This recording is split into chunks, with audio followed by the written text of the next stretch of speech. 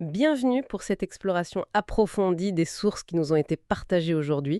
On va parler d'un sujet qui brasse pas mal de choses depuis des décennies, le partage de fichiers en pair à pair, et surtout une figure emblématique, The Pirate Bay. Oui, un sujet dense. On se souvient peut-être, ou les plus anciens s'en souviennent, de l'époque où acheter un CD, un film, ça coûtait un certain prix. Oui, l'exemple de l'album de Diam est revenu dans les notes, et le piratage pour beaucoup de jeunes, c'était un peu le seul moyen d'accéder à la culture sans se ruiner, quoi. C'est ça. Et puis le streaming est arrivé, a tout changé. Ou presque. Parce qu'on voit, et nos documents le mentionnent, dès 2023, une sorte de retour en force récent. Exactement. Et on a pas mal de matière pour creuser ça. Ah oui, la documentation est assez riche. On a des analyses techniques sur BitTorrent, via Wikipédia, des vidéos. On a aussi des articles de presse sur les sagas judiciaires, des entretiens avec des personnages clés, comme Bram Cohen, le créateur de BitTorrent, ou Peter Sunday de The Pirate Bay. Plus des témoignages, des discussions sur le côté légal, éthique. Tout à fait. L'objectif aujourd'hui, c'est de décrypter un peu tout ça. La technologie derrière, l'histoire mouvementée, les controverses, l'égalité, sécurité, modèle éco, et puis l'impact que ça a encore sur notre accès à l'info et à la culture. Alors commençons par le commencement, si on peut dire. La technologie, BitTorrent, c'était quoi le problème de départ que ça cherchait à résoudre? L'idée de Bram Cohen, d'après ce qu'on lit dans les explications techniques, c'était de s'attaquer à un problème très classique à l'époque. Un fichier devient populaire, tout le monde veut le télécharger depuis le même serveur. Et le serveur sature. Il ne répond plus. Le fameux goulot d'étranglement. Exactement. Et BitTorrent, l'idée, c'est d'inverser complètement la logique. Chaque personne qui télécharge devient elle-même une source pour les autres. Pour les parties du fichier qu'elle a déjà, bien sûr. C'est assez malin, parce que d'habitude, plus c'est populaire, moins ça marche. Et là, c'est l'inverse. Voilà. Plus il y a de monde, plus il y a de sources disponibles. C'est vraiment le cœur du truc. Bram Cohen a eu l'idée en 2001, il lance une première version en 2002, puis il fonde sa société, BitTorrent Inc., en 2004, pour développer le protocole. Et ça repose sur ce principe de pair à pair, le P2P? C'est ça. Chaque ordinateur est à la fois client, il demande des données, et serveur, il en fournit. C'est très différent du modèle centralisé comme une source site 4 shards où tout est stocké au même endroit. Et BitTorrent, ça ne fait pas que connecter les gens, ça découpe aussi les fichiers, c'est ça? Oui, tout à fait. Le fichier est divisé en plein de petits morceaux. Une vidéo parle de 1000-1500 morceaux parfois. Et le logiciel sur votre ordi, il va chercher ces morceaux chez différentes personnes en même temps. Et pas forcément dans l'ordre. C'est pour ça que ça va plus vite souvent? En théorie, oui. C'est beaucoup plus efficace que de dépendre d'une seule source. Mais comment le logiciel sait où trouver ces morceaux? Au début, il y avait les trackers. Oui, initialement, c'était le rôle des trackers, des serveurs qui gardaient une liste pour tel fichier, voilà les adresses IP des gens qui le partagent. Mais bon, ça restait un point central, donc une faiblesse potentielle. Vulnérables, quoi. Exactement. Donc le système a évolué vers des méthodes décentralisées. La plus connue, c'est la DHT, la table de hachage distribuée. C'est comme un énorme annuaire, mais réparti entre tous les utilisateurs du réseau. Plus de serveur central pour ça. Et Bram Cohen lui-même, on a un entretien où il en parle. Il avait l'air assez content de sa DHT, non? Basée sur Kademia, si j'ai bien suivi. Oui, il la trouvait étonnamment robuste, résistante aux attaques, mais il a aussi fait une remarque assez curieuse. Ah oui? Laquelle? Il estimait qu'à peu près la moitié des participants qu'il voyait sur la DHT publique utilisaient des versions du protocole des logiciels qu'ils ne reconnaissaient pas, parce qu'ils ne s'annonçaient pas avec l'identifiant standard. Incroyable. Ça veut dire qu'il y avait, et il y a peut-être toujours, tout un écosystème de logiciels BitTorrent non officiels ou modifiés? C'est ce que ça suggère, oui. Un monde parallèle dont on ignore un peu les détails. Fascinant. Bon, dans cet univers BitTorrent, on entend toujours parler de seeders et de leechers. Petit rappel rapide. Oui, c'est le jargon de base. Les seeders, S-E-E-D-E-R-S, ce sont ceux qui ont le fichier complet, à 100%, et qui continuent de le partager, de le semer. Les leechers, L-E-E-C-H-E-R-S, ce sont ceux qui sont en train de télécharger, ils n'ont pas encore tout. Ils aspirent les données, si on veut. Et sur les sites comme The Pirate Bay, on voit souvent des colonnes SE et LE à côté des fichiers. C'est important? C'est crucial, oui. Ça indique la santé du torrent. Plus il y a de seeders par rapport aux leechers, plus le téléchargement sera rapide et sûr d'arriver à la fin. S'il n'y a plus de seeders, le téléchargement peut s'arrêter net. D'où l'importance de rester en seed, de continuer à partager même après avoir fini de télécharger. Exactement. Certains écosystèmes, notamment des trackers privés mentionnés dans une vidéo, imposent même un ratio. Il faut uploader, partager au moins autant que ce que tu télécharges, sinon tu peux être exclu. C'est pour encourager le partage. Une sorte de contrat social du P2P. Une autre évolution technique importante, ça a été le passage des fichiers .torrent au lien Magnet. Pourquoi ce changement? Ah oui, ça c'était une étape clé pour rendre le système encore plus décentralisé et difficile à censurer. Un fichier .torrent, c'est petit, mais ça contient quand même des infos, notamment l'adresse d'un tracker. Il faut donc héberger et distribuer ces fichiers .torrent. Ce qui peut être une cible. Voilà. Le lien Magnet, lui, c'est juste du texte, une chaîne de caractères. Elle contient l'essentiel, l'identifiant unique du fichier, le hash, et éventuellement des adresses de tracker ou d'autres infos pour trouver des pairs via la DHT. Plus besoin de télécharger un fichier .torrent depuis un site central. Et The Pirate Bay a basculé là-dessus, non? Oui, officiellement en 2012, ils ont arrêté de distribuer les fichiers .torrent pour ne proposer que des liens Magnet. Même si apparemment une astuce existerait encore pour parfois retrouver les vieux .torrent via l'URL.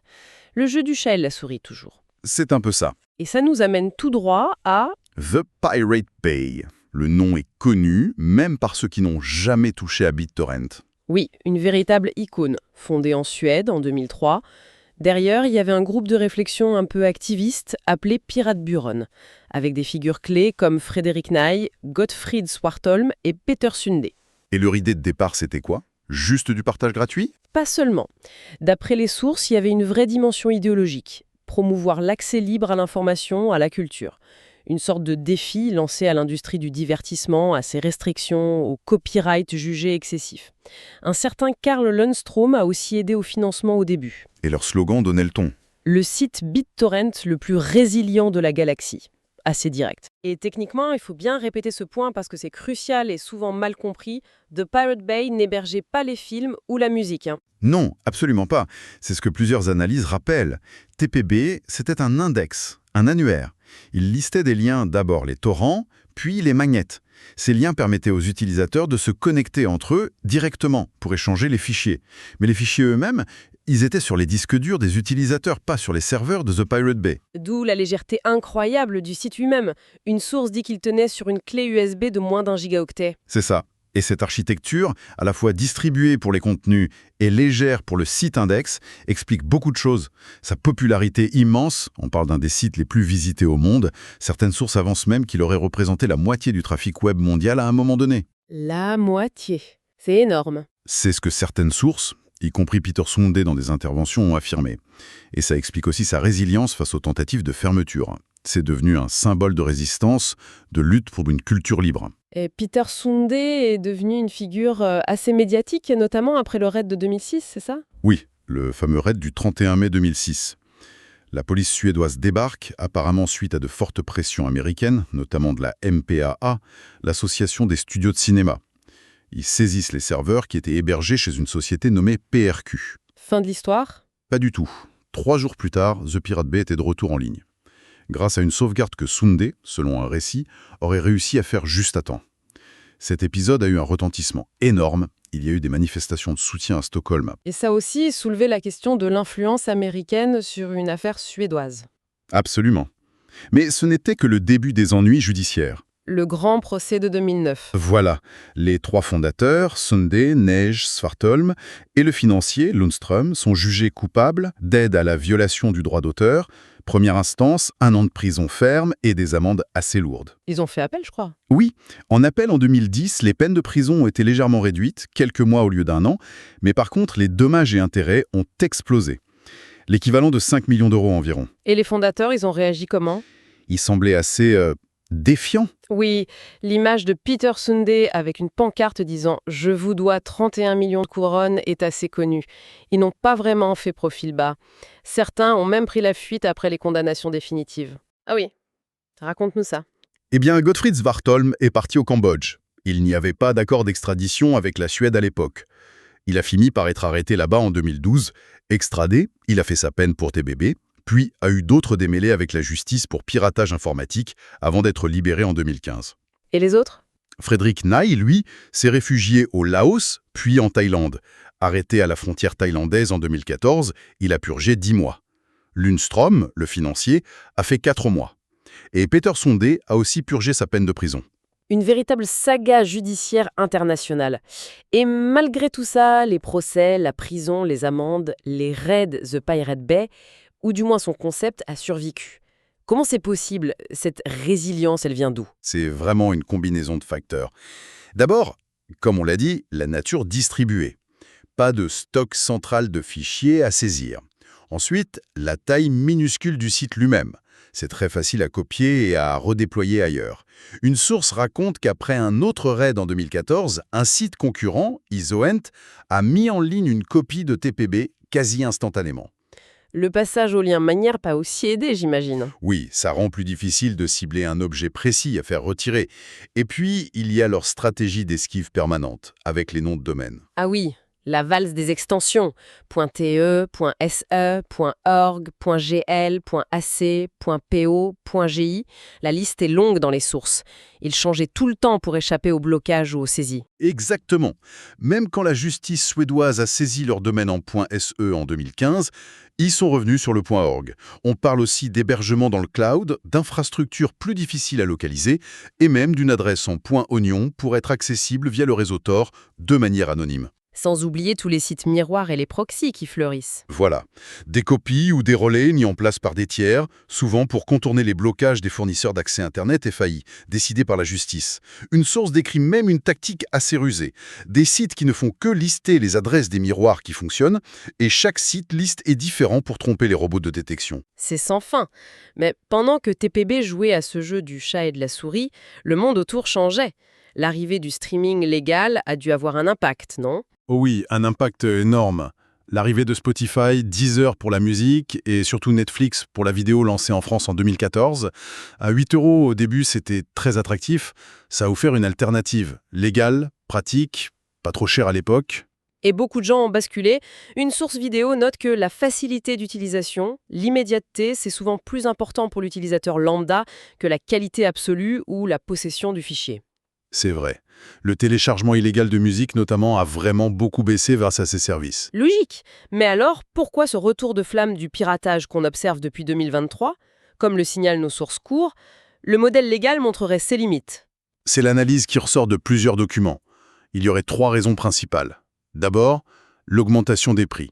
Netflix à 18 € plus les suppléments pour le partage de comptes, ça commence à faire cher pour beaucoup. Clairement. Deuxième raison, La fragmentation des contenus, surtout pour la vidéo. Contrairement à la musique où les catalogues sont assez similaires partout, pour voir les séries et films populaires, il faut maintenant être abonné à Netflix, et Disney+, et Prime Video, et Apple TV+, et Paramount+. Ça multiplie les abonnements et les coûts. c'est vrai que c'est devenu compliqué. Une source suggère même, avec une pointe d'ironie, que les plateformes feraient mieux de se battre sur la qualité de l'expérience utilisateur, la 4K, le son Atmos en VF, ce genre de choses, plutôt que sur des exclusivités qui obligent à tout avoir. C'est une piste. Et la troisième raison évoquée pour ce retour du piratage, Oui, c'est la disparition de contenu. Des films, des séries qui sont retirés des plateformes, parfois du jour au lendemain, à cause d'histoires de droit. Du coup, certains se disent que posséder sa propre copie numérique, c'est finalement plus pérenne. on comprend mieux ce regain d'intérêt pour le P2P. Mais il faut absolument parler des risques. Parce qu'il y en a, et ils sont sérieux, hein. Le premier, c'est la sécurité en ligne, les malwares. Absolument, c'est un point crucial.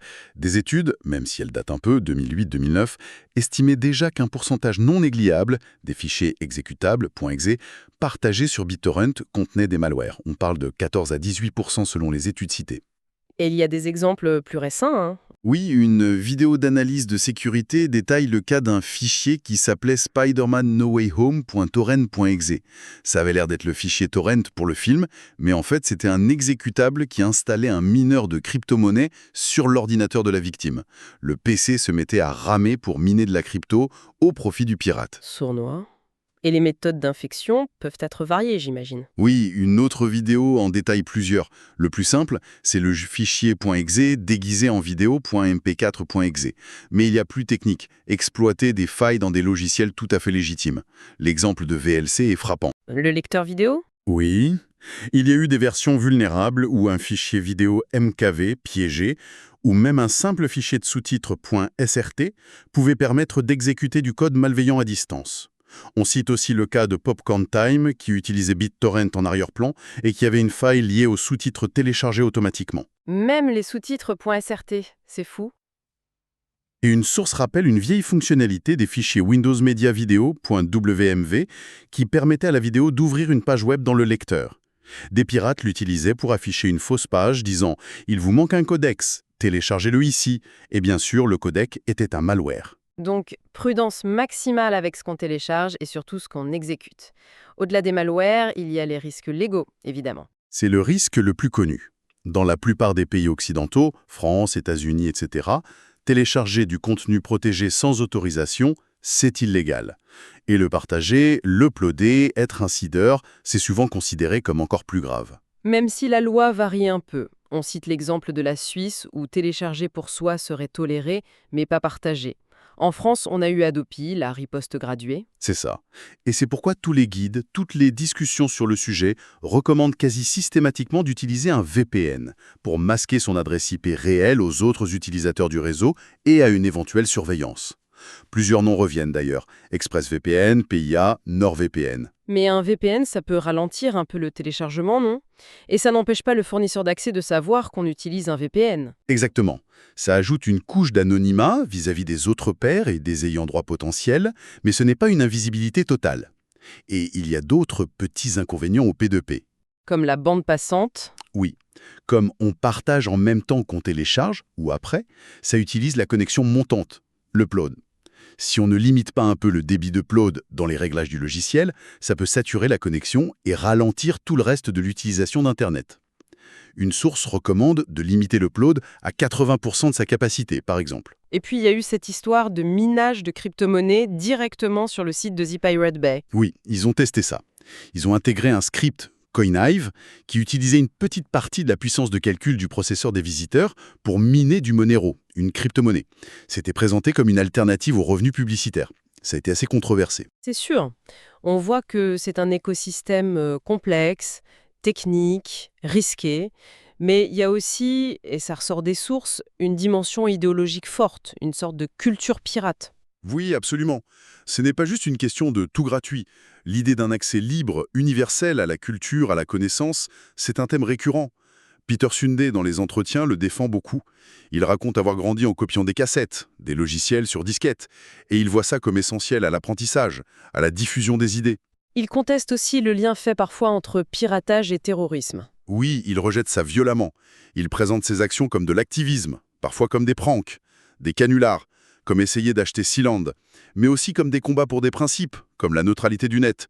L'existence de Pirate Biran, puis la création du Parti pirate en Suède, ça s'inscrit là-dedans. Et les défenseurs du partage non autorisé avancent certains arguments qu'on peut rapporter ici, pour être complet, sans jugement de valeur. Oui, on trouve l'argument de la démocratisation de l'accès, permettre à ceux qui n'ont pas les moyens d'acheter d'accéder quand même à la culture ou à l'information. Il y a aussi l'idée que ça peut aider certains créateurs à se faire connaître.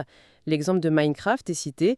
Le créateur aurait été assez tolérant au début. Ou encore que ça permet de retrouver des œuvres introuvables légalement, vieux films, musique rare, etc.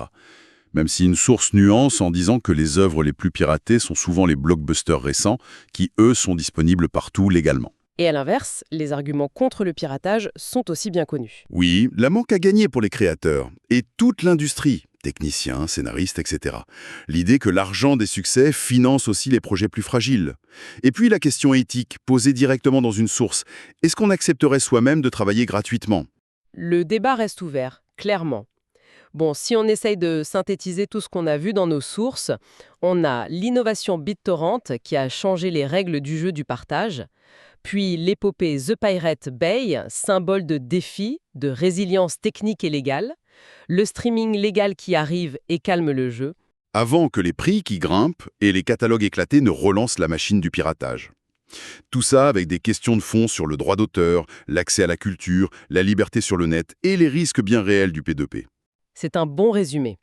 Et pour terminer, peut-être une dernière idée pour réfléchir? Oui, on pourrait rebondir sur cette remarque technique de Bram Cohen, le créateur de BitTorrent.